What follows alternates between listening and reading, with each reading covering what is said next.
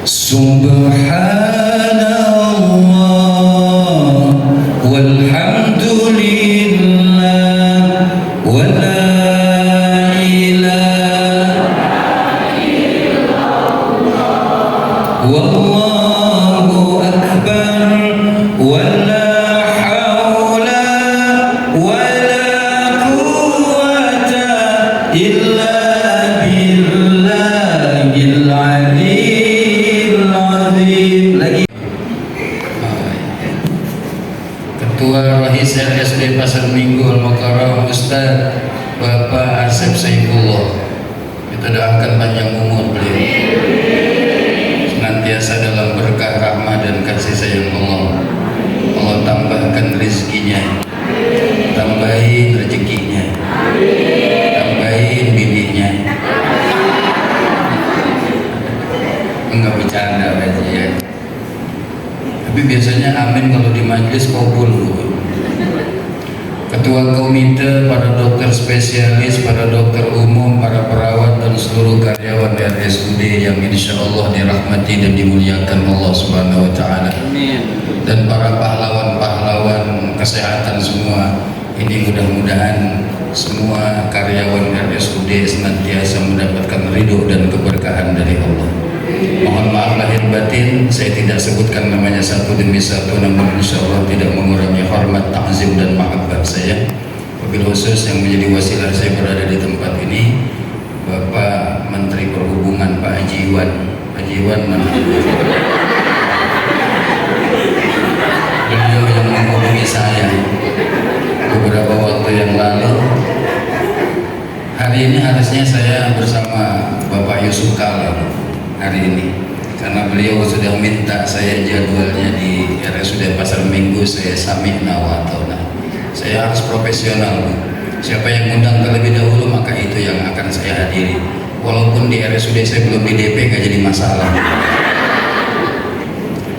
Puji syukur kehadirat Allah pada siang hari menjelang sore ini, atas izin Allah kita sama-sama dapat bermuajalah, bersilaturahim dalam rangka Tarhib Ramadan, dengan tema kita sambut bulan suci Ramadan dengan hati tulus, ikhlas dan gembira.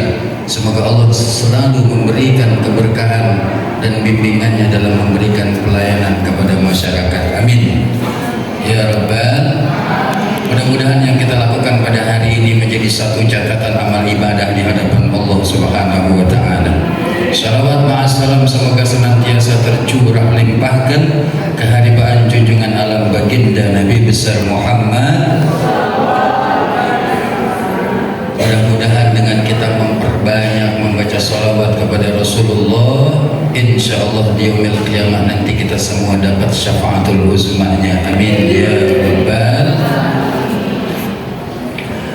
Subhanallah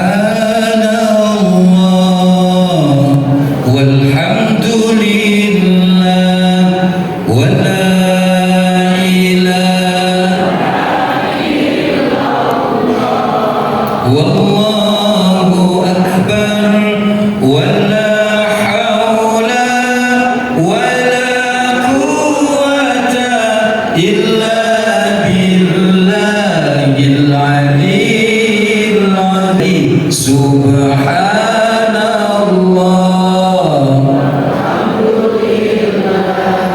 wa la ilaha illallah wallahu akbar wa la hawla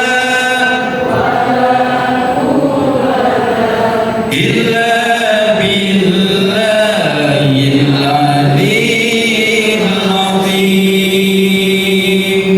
Subhanallah, Maha Suci, Maha Suci. Sebelumnya saya minta izin, minta ridho, minta maafnya. Saya berdiri di depan ini untuk menyampaikan sedikit saja ilmu yang saya punya. Sedikit, bukan berarti saya orang yang bersih. Karena subhanallah, yang Maha Suci hanya Allah. Kalau Allah suci,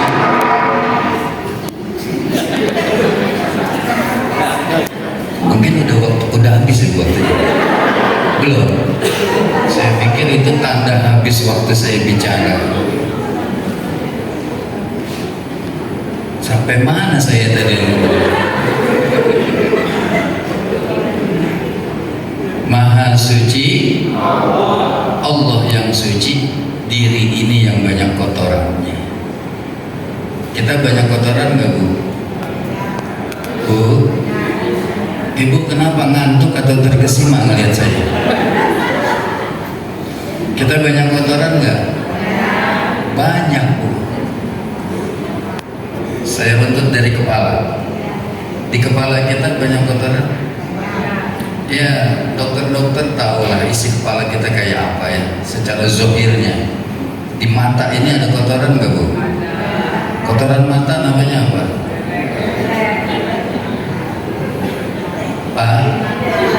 Pak, biar kata tuh perempuan cakep mulus banget tetap belekan, Pak. Ada nggak di sini yang nggak punya belek? Nggak ada, pasti punya. Di kuping kita ada kotoran, namanya conge.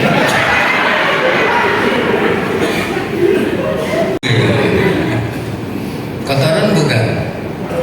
Makanya kalau di warung-warung ada cotton bud untuk membersihkan kotoran telinga kita, betul?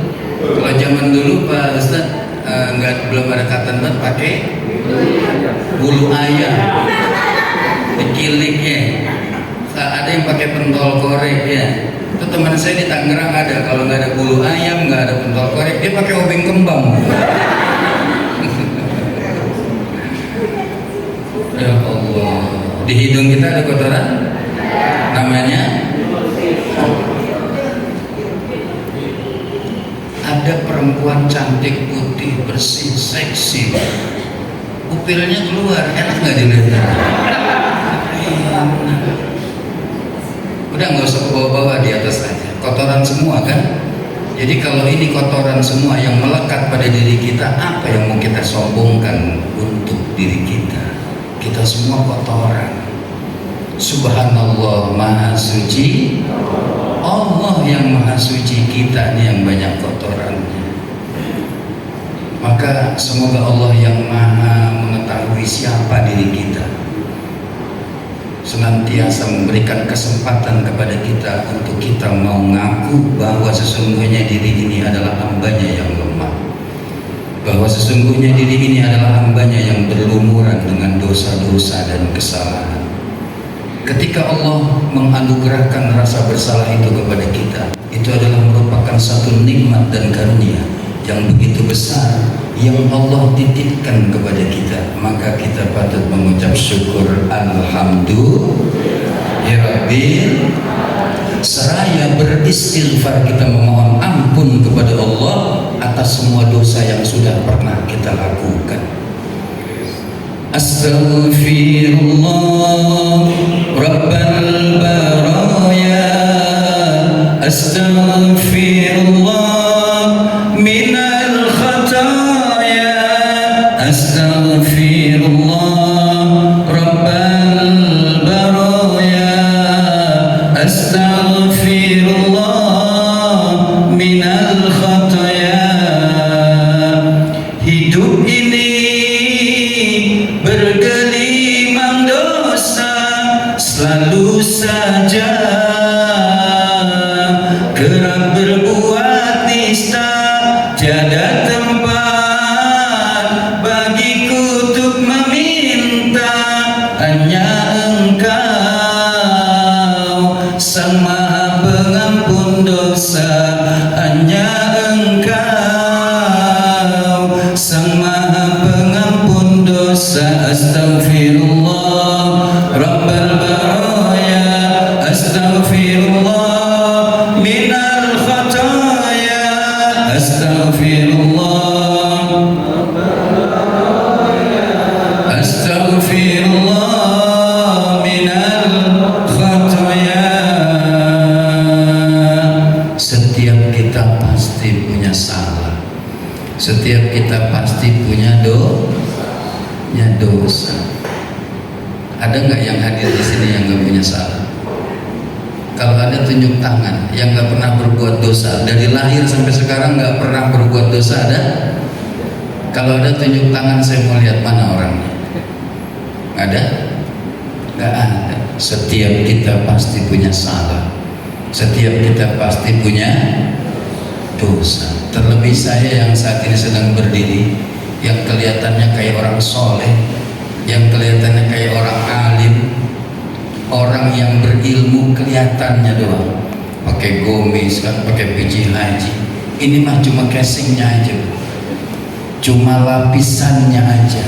Hati siapa yang tahu? Bu, bu.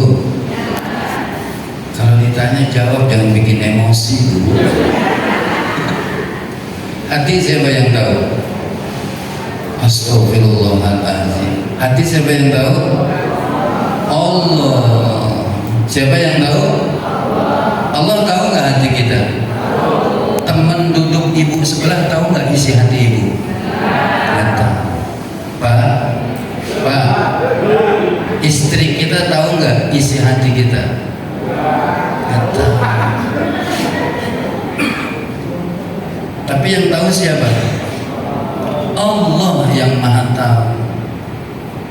Makanya kita tuh di dalam hidup ini mesti paham bahwa kita diintai terus oleh Allah.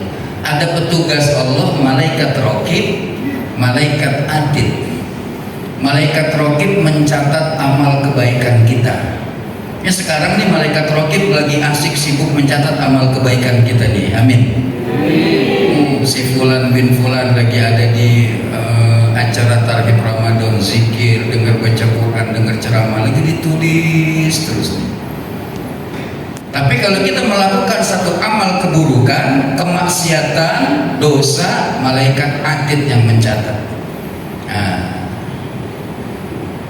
maka kita harus paham Allah Subhanahu wa ta'ala yang maha mengetahui isi hati kita. Maka tadi dari awal subhanallah, maha suci Allah, kita yang banyak kotorannya. Ini kotoran mata kita tadi disebutnya apa? Belek. Kotoran zohirnya, kotoran hikmah dari batin dari mata ini, kita sering melihat sesuatu yang diharamkan Allah. Sering nggak? Sering. Ini kan semuanya punya handphone semua ya. Ada nggak yang nggak punya handphone? Enggak lah, pasti semua punya. Sekarang saya mau tahu, mau tanya, di antara kita ada nggak yang punya aplikasi Al-Quran 30 juz di dalam handphonenya? Angkat tangan. Aplikasi Al-Quran 30 juz di dalam handphone. Angkat tangan, angkat tangan. 1, 2, 3, 4, 5, 6, 7, 8, 9, 10, 11, 12, 13. Dari 1.500 orang cuma 17 orang yang punya. Terima kasih yang sudah punya, dipertahankan ya. Sekarang saya mau tanya, siapa yang punya aplikasi TokTak? Iya Bu. Yang punya aplikasi TokTak angkat tangan.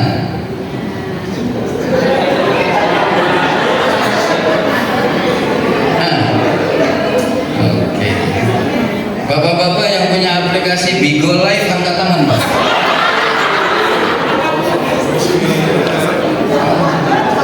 Yang kenceng pasti punya itu. Bapak-bapak yang punya aplikasi WeChat angkat tangan Mbak. Ada di handphone bukan itu? Di handphone bukan? Di handphone. Nanti kaitannya dengan Ramadan. Kita di awal dulu ini mukadimah dulu. Ini sampai jam berapa Pak? Hah? Sampai jam 5. Berarti 2,5 jam saya bicara. Udah berapa banyak Ustadz yang habis ceramah di sini sakit Pak? 2,5 jam lu Bapak. Al-Quran itu kalau ada di handphone bisa mendatangkan manfaat.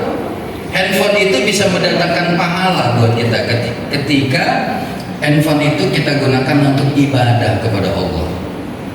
Di handphone itu ada Quran 30 juz, ada kitab-kitab, ada yang kalau Ustadz yang tadi baca Quran tuh di handphonenya ada Maulid Barzanji, ya, audio ulami, Simtud Duror, Ad-Dibai dan lain sebagainya.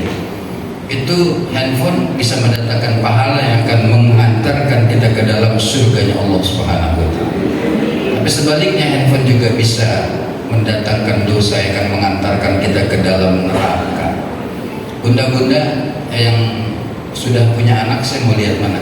Angkat tangan. Yang punya anak, yang sudah punya anak, yang sudah punya anak, yang sudah punya anak, yang udah punya anak, angkat tangan. Nggak usah ragu-ragu, malu benar sih. Nah, yang sudah punya suami, yang sudah punya suami, oh, oke. Kan kelihatan mana janda-janda kan kalau begitu.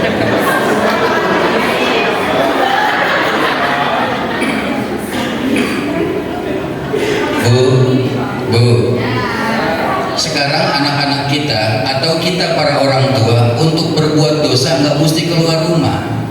Sekarang anak-anak kita kalau mau berbuat dosa, kita orang tua mau berbuat dosa nggak mesti keluar rumah. Cukup di dalam rumah, masuk kamar, kunci pintu. Bisa nggak berbuat dosa? Lewat apa? Lewat apa? Handphone. Betul? Betul? Belum lama ada kasus, seorang siswi kelas 6 SD. Kelas 6 SD siswi kelas 6 SD, tapi dandanannya kayak anak kuliahan. Kenalan di aplikasi Pacebo. Facebook. Kenalan di aplikasi itu, lalu kemudian janjian sama dia, kenalan sama anak umur 21 tahun. Janjian ketemuan, dibawalah anak gadis yang baru kelas 6 SD ini ke apartemennya. Melakukan sesuatu yang dilarang oleh agama. Melakukan hubungan suami istri di sana. Nggak cukup sampai di situ. Ternyata anak gadis kelas 6 SD ini dijual ke teman-temannya yang lain dengan harga dibanderol 300.000. Allahumma barik lana. Yang bilang fima razaqtana siapa tuh tadi? Itu tukang makan, Bu. Allahumma barik lana fi Rajab wa Sa'bana wa ballighna. Ya Allah, berkahi kami di bulan Rajab ini, berkahi kami di bulan Sya'ban ini, wa ballighna Ramadan, dan sampaikan kami pada bulan suci. Dan kemarin di bulan Rajab itu ada anjuran dari Nabi, kata Rasulullah, inna Rajab syahrullah. Rajab itu sebetulnya adalah bulannya Allah. Maka di bulan Rajab kita dianjurkan memperbanyak membaca istighfar. Ada istighfar Rajab namanya. Mohon maaf Bu, saya lagi kurang sehat karena beberapa waktu belakangan ini banyak kegiatan yang dalam sehari lebih dari 3-4 agenda dalam sehari. Nanti saya dari sini harus ke bandara jam 7, saya harus ke Malaysia nanti. Ada undangan sunatan Upin Ipin di Malaysia. Bahkan bulan Ramadan saking sibuknya saya dakwah, saya nggak sempat makan siang bulan puasa, saking sibuknya dakwah.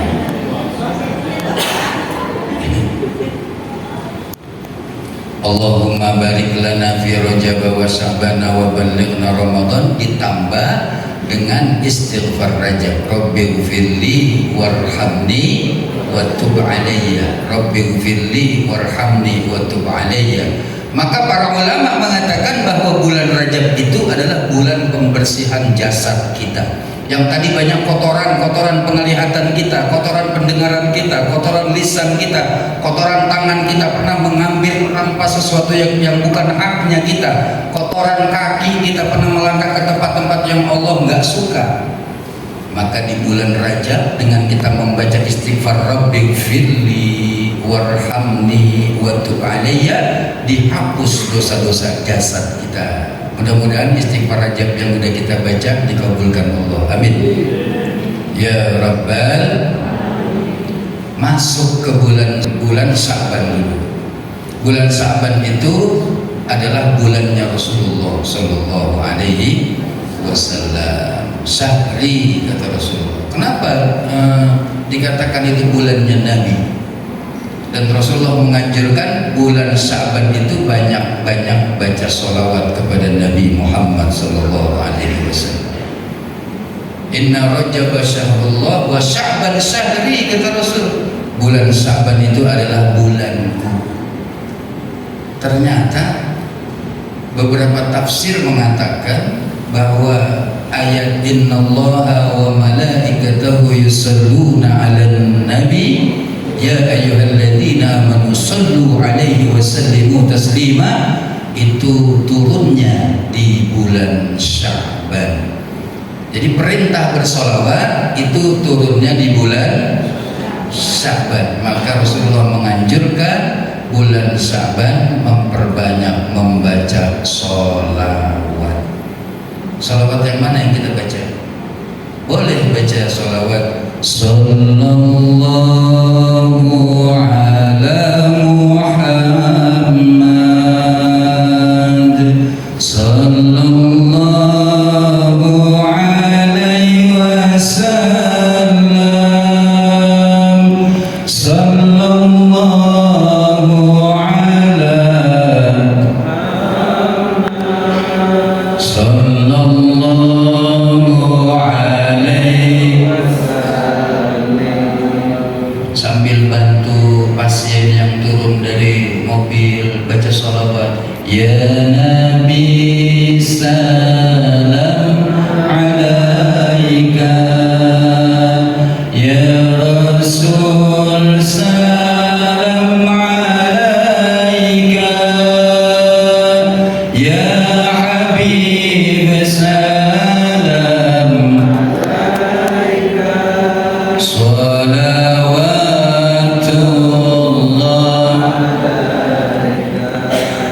Ibu-ibu kalau lagi di rumah masak nasi baca sholawat, bikin sayur asem baca sholawat, goreng tempe, goreng telur, goreng apa aja baca sholawat, lagi masak baca sholawat. Nanti masakan yang ibu masak dibacakan sholawat, dimakan sama suami sama anak-anak jadi berkah. Amin ya Rabbal. Maka di bulan Sya'ban ini perbanyak membaca sholawat kepada Nabi Muhammad Sallallahu Alaihi Wasallam. Dan bulan Sya'ban ini adalah bulan pembersihan hati kita. Kalau tadi jasad kita di bulan Rajab dibersihkan oleh Allah dari dosa-dosa, di bulan Sya'ban dibersihkan apa? Hati kita. Nih kita sambut bulan suci Ramadan dengan hati yang tulus. Tulus itu gimana? Bu, ibu tidur ya? Saya kayak orang ngomong sendiri. Kalau dikatakan dibersihkan, berarti ada kotorannya apa enggak? Ada. Kalau dibersihkan, berarti ada kotorannya. Kalau tadi zohir kita, jasad kita zohirnya begitu. Hati kita tuh ada kotorannya. Pertama, ada disebut namanya hasad. Namanya apa Bu? Hasad. Hasad itu kalau menurut bahasa adalah sebuah kedengkian. Dengki. Kalau menurut istilah hasad itu adalah perasaan gak senang ketika melihat orang lain dapat nikmat dari Allah. Itu namanya hasad, dengki. Pak, Bapak tak punya tetangga beli mobil baru, Bapak nggak bisa tidur 3 hari 3 malam mikirin kok tetangga saya bisa beli mobil baru tuh. Jangan-jangan dia korupsi tuh hasil pilpres kemarin tuh gitu. Jangan-jangan dia piara tuyul gitu. Kenapa pikirannya rusak? Karena hatinya rusak. Ada ibu-ibu punya tetangga suaminya nikah lagi, dia nggak bisa tidur mikirin, Pak. Mikirin, kenapa kok tetangga saya suaminya bisa nikah lagi? Nggak usah dipikirin, doain aja supaya suami ibu bisa nyusul, kan gitu. Dengki, nggak seneng ngelihat orang lain dapat nikmat dari Allah. Dan Rasulullah memang dari awal sudah memberikan peringatan, ya, berhati-hatilah kalian dengan sifat hasad tersebut. Kenapa? Karena sifat hasad ini akan menghancurkan semua amalan kebaikan yang kalian lakukan, sebagaimana api yang membakar kayu bakar. Hangus, mohon maaf lahir batin. Orang yang di dalam hatinya ada dengki, bukannya dia nggak sholat, Pak. Dia sholat. Orang yang di dalam hatinya ada hasad, ada dengki, bukan dia nggak puasa, dia puasa. Nanti di bulan Ramadan itu ada peringatan khusus untuk orang-orang yang berpuasa. Kata Rasulullah, berapa banyak mereka yang berpuasa cuma dapat lapar dan haus saja. Kok bisa orang puasa cuma dapat lapar sama haus? Sementara katanya tidurnya orang puasa aja ibadah. Kok bisa orang puasa cuma dapat lapar sama haus? Oh, ternyata mereka hanya menahan lapar dan haus, tapi tidak menahan pandangannya dari sesuatu yang diharamkan Allah. Mereka hanya menahan lapar dan haus, tapi tidak menahan telinganya dari sesuatu yang Allah nggak suka. Mereka hanya menahan lapar dan haus, tapi tidak menahan lisannya dari berkata-kata yang kotor, yang membuat hati orang sakit lantaran lisannya. Pak Ustadz, saya nggak ngelihat sesuatu yang diharamkan Allah. Saya tidak berkata-kata yang kotor. Saya tidak mengambil sesuatu yang bukan haknya saya. Tapi lihat hatinya, dia menahan lapar, dia menahan haus dari pagi sampai petang. Dari imsak sampai maghrib dia tahan lapar, tapi sayang sejuta sayang di dalam hatinya bersemayam kedengkian kepada saudaranya. Di dalam hatinya ada kedengkian kepada sahabatnya. Di dalam hatinya ada dengki kepada tetangganya. Maka Rasulullah mengatakan, berapa banyak orang yang berpuasa cuma dapat lapar sama haus. Ini Ramadan bulan suci, jadi kita harus mensucikan hati kita. Ada nggak dengki sama saudara? Coba tanya sama hati kita masing-masing. Itu penyakit itu susah lihat orang senang, senang lihat orang susah. Itu bukan ajaran Nabi. Ajaran Nabi itu senang lihat orang senang, susah lihat orang. Itu ajaran Nabi. Prihatin, ada saudara kita yang susah kita bantu, kan gitu. Tadi ada badan amil zakat itu membantu orang yang kesusahan. Itu prihatin ketika lihat saudara kita kesusahan, dan ikut bahagia ketika melihat orang lain bahagia dengan mengucap alhamdulillah. Ada nggak perasaan hasad dalam diri kita, dengki sama saudara, dengki sama tetangga? Ada nggak? Kalau ada, keluarkan, karena itu sangat berbahaya. Dia akan menghancurkan semua amalan kebaikan yang kita lakukan, seperti api yang membakar kayu bakar, hangus tidak tersisa sama sekali. Na'udzubillahi min. Yang kedua, penyakit hati itu kita menanam benih dalam hati kita, namanya benih kebencian. Ibu menanam benih kebencian dalam hati ibu. Kalau benih kecil apa gede? Kecil. Tapi benihnya kita rawat, kita siram tiap hari benih kebencian itu. Kalau dirawat lama-lama jadi gede apa enggak? Jadi pohon, Bu. Benih yang dirawat akan menjadi sebuah pohon yang besar, yang namanya pohon kebencian. Nanti kalau sudah pohonnya besar, dia akan berbuah dengan buah yang banyak, namanya buah kebencian. Bu, Bu, kalau ibu cuma benci sendiri, tidak terlalu bermasalah. Walaupun sebetulnya berbahaya, orang benci itu bahaya, tapi tidak terlalu bermasalah. Ibu benci sama tetangga, benci sama sahabat, cuman sendiri dalam hati, saya benci banget sama dia, gitu. Sampai nanti kalau sholat tuh ya, di musola bawah tuh ya, ada itu Pak, ada masbuk Pak. Bapak sholat di samping tuh ada masbuk persis diri di sebelah Bapak.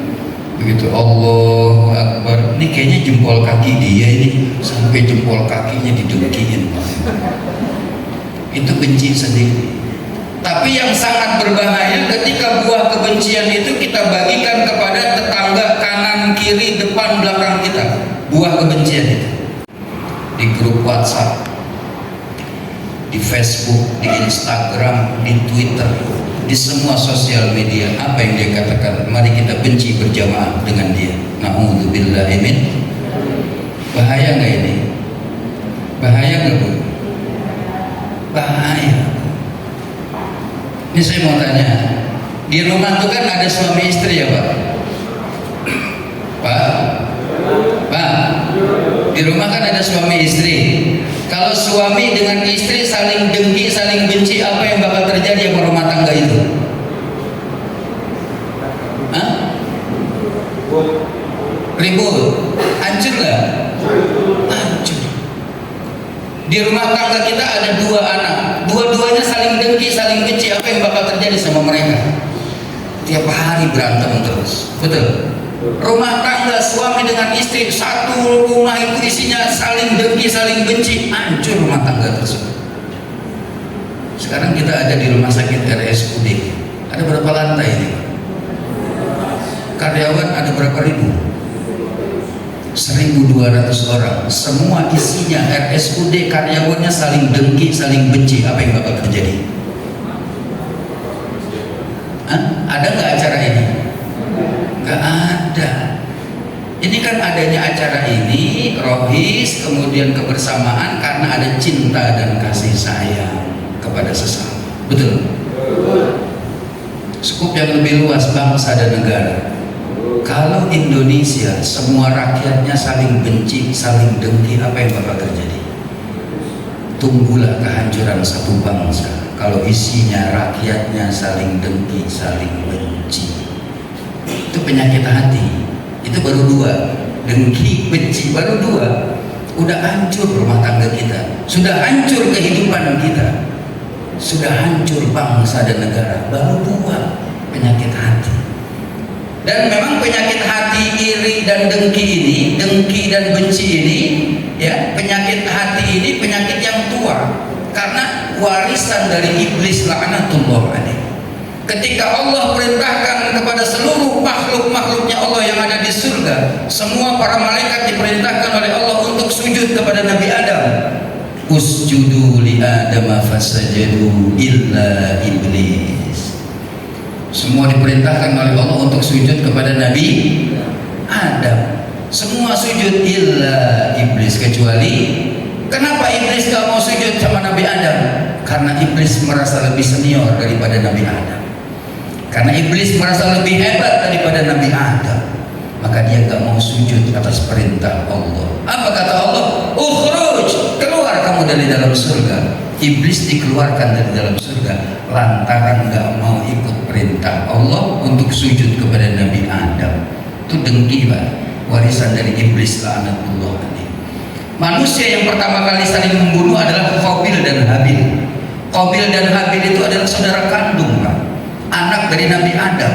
Qabil dan Habil kenapa saling membunuh? Karena diwariskan oleh iblis laknatullah kebencian kepada sesama. Dia nggak senang ketika melihat orang lain dapat nikmat dari Allah. Dia nggak senang ketika saudaranya dapat nikmat yang lebih dari dia, maka dibunuh saudaranya lantaran di dalam hatinya ada dengki, ada benci. Na'udzubillahi min. Maka di bulan Sya'ban ini adalah bulan pembersihan hati kita. Setelah dibersihkan kita punya jasad, dibersihkan kita punya hati, masuk pada bulan suci Ramadan, pembersihan ruh kita, ruhnya dibersihkan. Maka sampai ada doping, diberikan iming-iming oleh Allah lewat Nabi Muhammad, man fariha bidhuhuli Ramadan haramallahu jasadahu 'alan nar. Barang siapa yang merasa gembira hatinya. Ibu gembira nggak dengan bulan Ramadan yang sebentar lagi mau hadir? Cius, mie apa? Mie. Gembira dalam arti kita meningkatkan kualitas iman dan takwa kita kepada Allah. Persiapannya dari bulan Rajab, Syaban, Ramadan, bergegas terus. Tapi jangan saya mau ambil ini, jangan sampai ibadah puasa yang kita lakukan ini sia-sia. Yang pertama, saya mau tanya sama ibu-ibu bapak-bapak, siapa orang yang paling penting dalam hidup kita? Bapak-bapak dulu dah. Pak, jangan mabar Pak, main FF ya? Apa main PUBG? Ntar kita tukeran akun habis ini ya. Siapa orang yang paling penting dalam hidup kita di dunia ini, Pak? Siapa? Siapa, Pak? Hah? Siapa? Orang yang paling penting siapa? Ibu. Berarti orang tua. Sekarang saya mau tanya sama ibu, siapa orang yang paling penting dalam hidup kita? Suami. Udah bilang suami, yang jawab dia lagi suaminya. Nah, siapa orang yang paling penting? Orang tua. Berarti kompak nih ya. Sama-sama ini ibu, ini bapak. Itu orang Jawa bilang munggah puasa. Yang orang Jawa betul? Ini orang Batak semua ya? Orang Jawa mana angkat tangan maksudnya? Iya begitu. Munggah artinya apa Pak Haji? Naik. Apa yang ditaikin Bu? Oh suami. Yang ditaikin suami. Apa yang ditaikin? Kan naik. Apa yang ditaikin? Ibadahnya. Apa lagi? Sedekahnya. Apa lagi? Doa. Sekarang saya mau tanya lagi, yang bapak ibunya masih ada angkat tangan? Bapak ibunya masih ada. Kalau yang nggak angkat tangan berarti menganggap bapak ibunya udah meninggal. Memang harus diancam berarti. Yang bapak ibunya masih ada angkat tangan yang tinggi. Ya terima kasih Pak. Itulah yang menjadi penceramah Pak, bisa ngatur-ngatur orang ya. Walaupun dia dokter spesialis kan. Saya bilang beruntunglah kita, termasuk saya nih, yang ayah ibunya masih ada di dunia. Kenapa dikatakan beruntung? Karena kita masih diberikan kesempatan oleh Allah untuk bisa membahagiakan mereka, kedua orang tua. Buat mereka tersenyum, munggah puasa, yang sudah nikah, pisah sama orang tua, tinggal sama suami, gitu kan? Maka menjelang Ramadan datanglah kita anak yang orang tuanya masih ada ke rumah orang tua kita, datengin. Itu namanya munggah puasa. Ngapain datang ke rumah orang tua?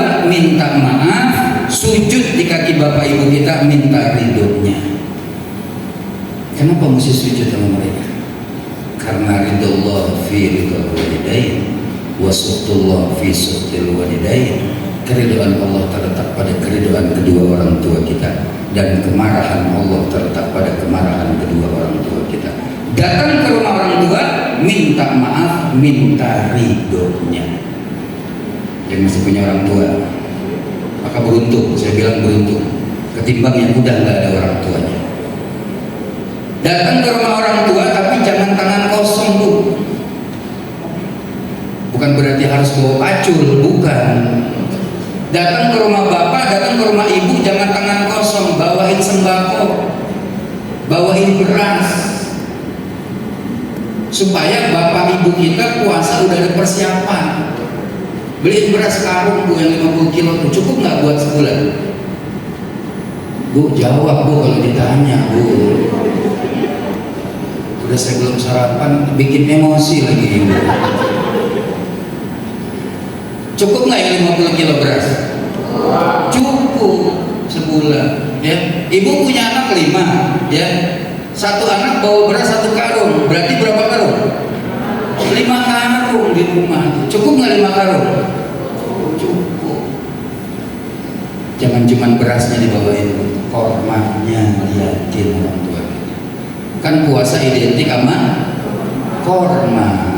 Jangan sampai bapak ibu kita buka puasa pakai combro sama tahu doang, nggak ada korma. Kita nggak punya anak. Ya bu, ya bu, bawain apa tadi, beras sama yang masih punya bapak. Liatin baju koko bapak kita. Baju kokonya liatin. Kenapa saya bilang bapak? Kenapa nggak ibu? Karena ibu-ibu seragamnya udah banyak. Benar, ibu-ibu kan seragamnya banyak dia, walaupun belum lunas juga kan. Bahwa bapak itu kan bapak kita tuh, sholat subuh pokoknya warna putih, kan? Sholat zuhur putih lagi, sholat asar memang cuma itu doang pak, nggak ada lagi. Liatin baju koko tuh, bawain ke rumah orang tua kita, bapak kita baju koko, garam 15 setel tuh beliin. Ya kan puasa 30 hari pak, ya kan ibu-ibu kan udah banyak. Biar bapak kita ganti-ganti warna, hari Senin pakai putih, Selasa pakai pink kan, ya gitu kan, biar seru. Bahagia nggak pak dibeliin baju koko sama anaknya? Kalau orang tua bahagia, Allah bahagia. Sekarang yang udah punya anak dan berkeluarga, angkat tangan. Punya anak berkeluarga, udah punya anak dan sudah berkeluarga. Nah, berarti calon-calon nenek kan ya, calon-calon kakek. Udah akuin aja, nggak usah nggak mau tua, memang super tua kan.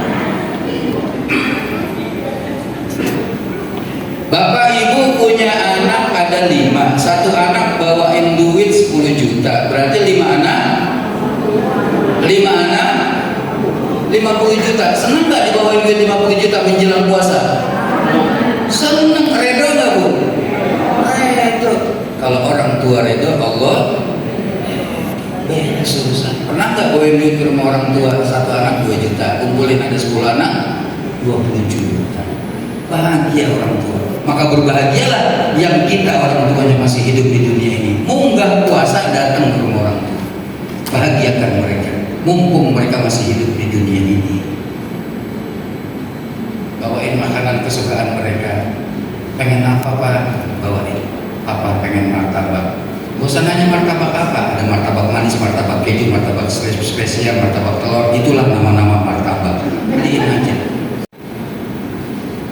Sebab sampai kapanpun kita nggak akan pernah bisa membalas jasa mereka. Sampai kapan? Ibu punya uang 10 miliar gitu.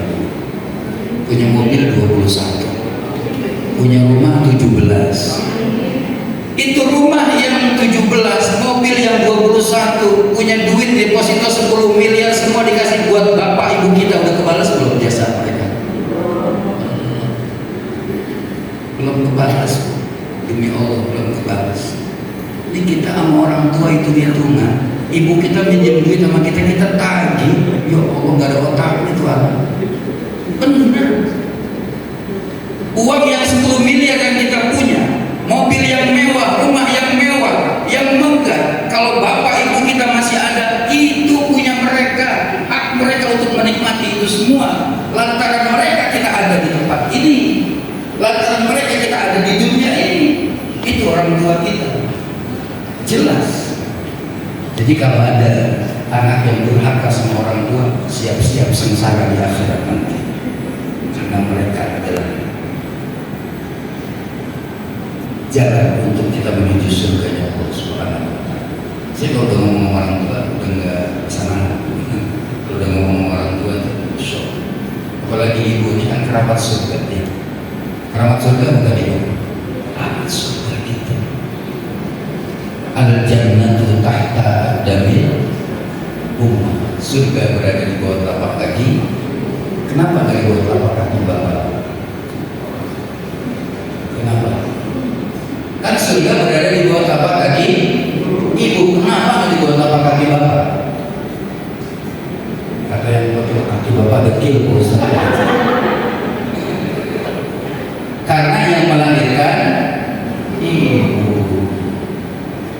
sakit tuh? Sakit nggak ngelahirin?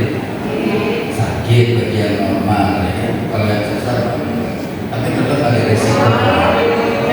Oh, sakit juga Pak. Jangankan melahirkan ya, ngidamnya aja nggak enak kan ya. Oke lah kalau itu pakai sesar, tapi kalau ngidam kan nggak bisa direkayasa saya. Ngidam tuh usia kandungan berapa bulan?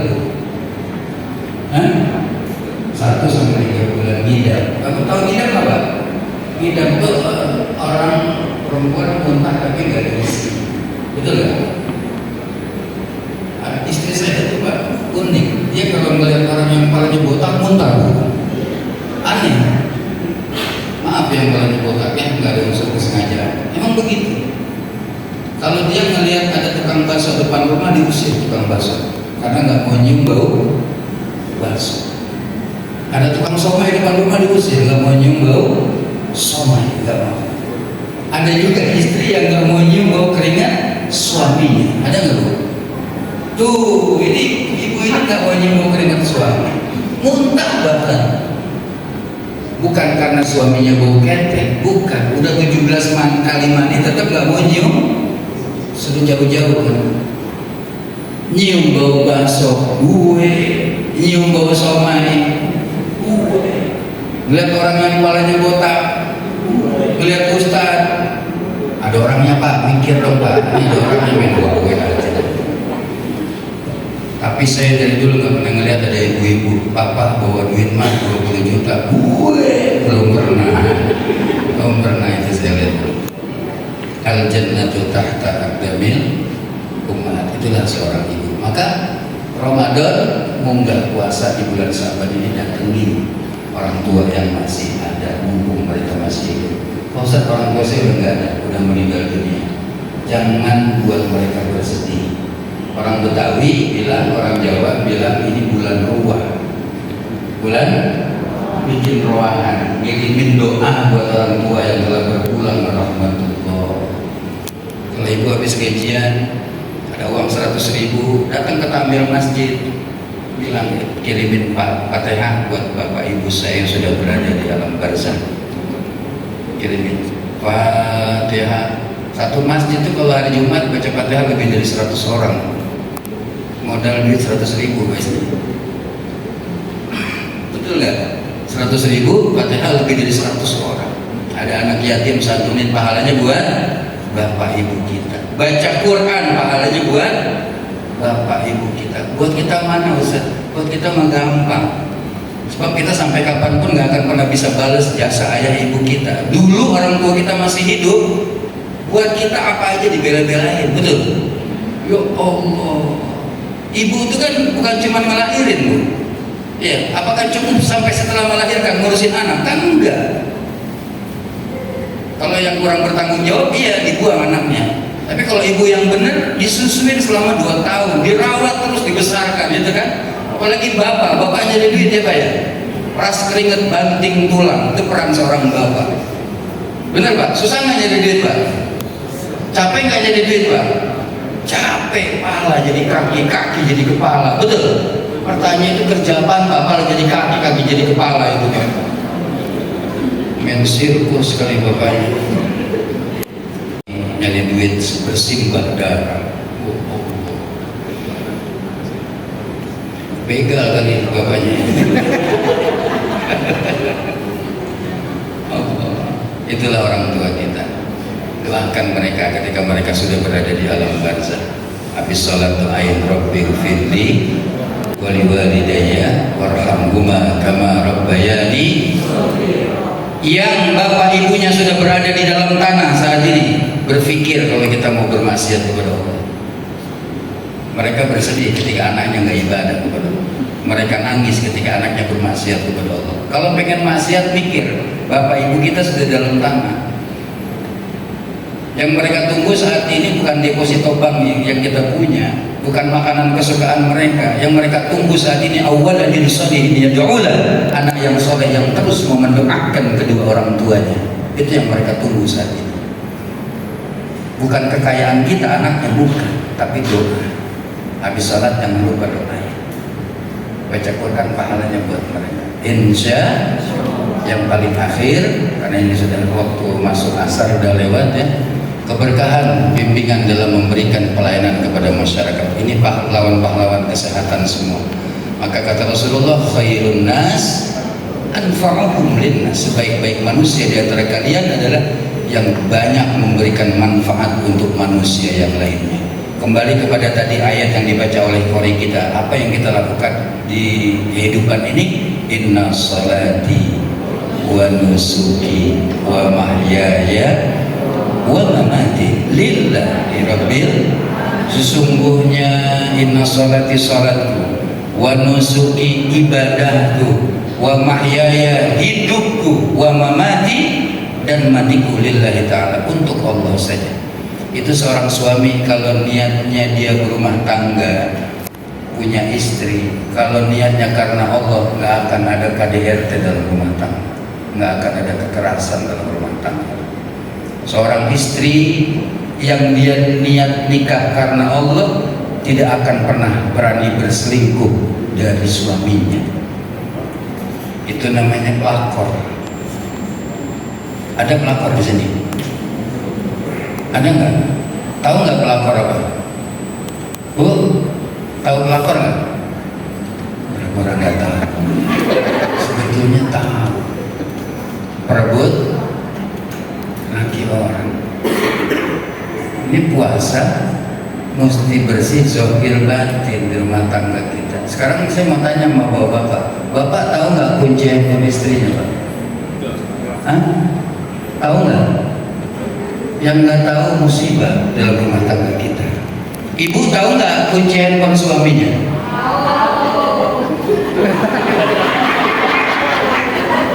Kita ngomong bener.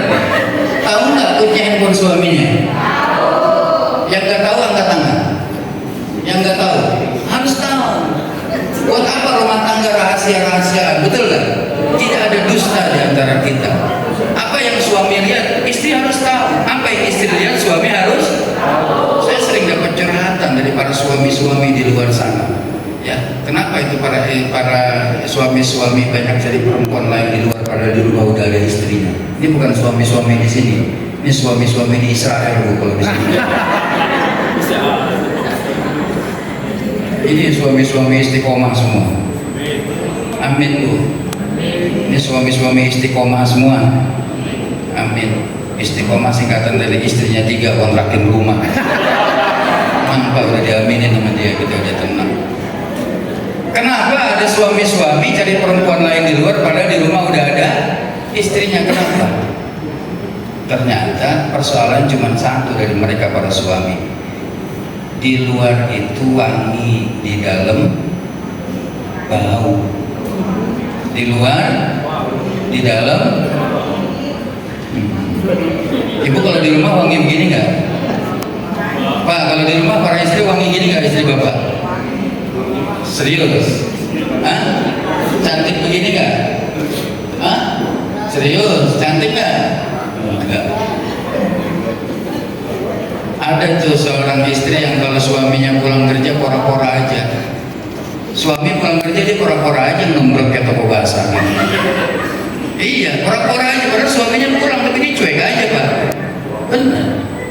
Dikata sakit makanya banyak. Depan TV itu istri kan ya.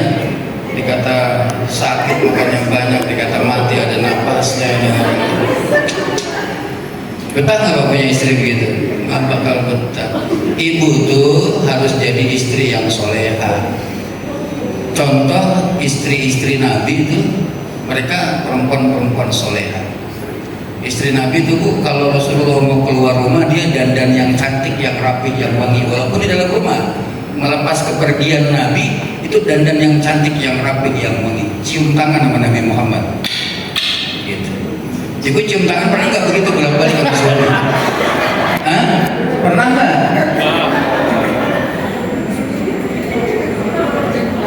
Boleh nggak cium tangan bolak-balik sama suami?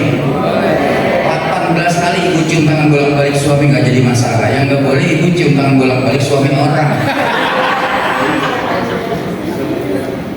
Benar.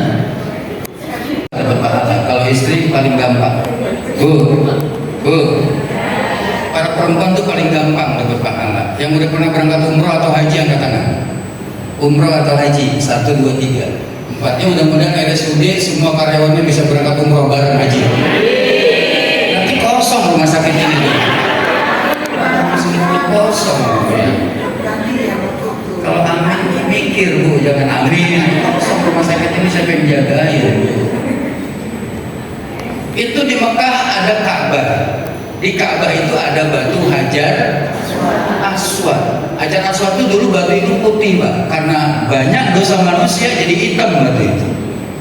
Hajar artinya batu, Aswad artinya hitam. Kata para ulama mengatakan barang siapa seorang istri mencium suaminya karena ketaatan kepada Allah dan Rasulnya, maka ketika seorang istri mencium suaminya dapat pahala seperti mencium Hajar Aswad. Gampang nggak dapat pahala itu? Makanya ntar pulang kantor di rumah ada suami lagi celentang, ini dia Hajar Aswad. Gampang, kalau kita susah Pak, suami Pak. Kalau kita khalifah, rumah tangga itu khalifah, pemimpin. Siap-siap ntar Pak, letak aja kita di rumah Pak. Udah ya, cukup ya. Ini kita hari ini menyambut Ramadan dengan sukacita, kegembiraan menyambut bulan suci Ramadan. Yang paling penting, persiapkan zahir batin kita untuk menyambut bulan mulia. Zahir bersih, batin bersih, masuk pada bulan Ramadan, ruh kita bersih. Nanti sebulan kita Ramadan, keluar dari Ramadan Idul Fitri, bersih kayak bayi yang baru saja dilahirkan dari rahim ibunya. Taqabbalallahu minna wa minkum, ya kan? Kemudian minal aizin wal faizin wal maqbulin. Bersih jasadnya, bersih hatinya, bersih ruhnya, kayak bayi, nggak punya dosa. Insya Allah. Nanti insya Allah mudah-mudahan akan kita bahas pada lain kesempatan waktu yang lebih panjang lagi.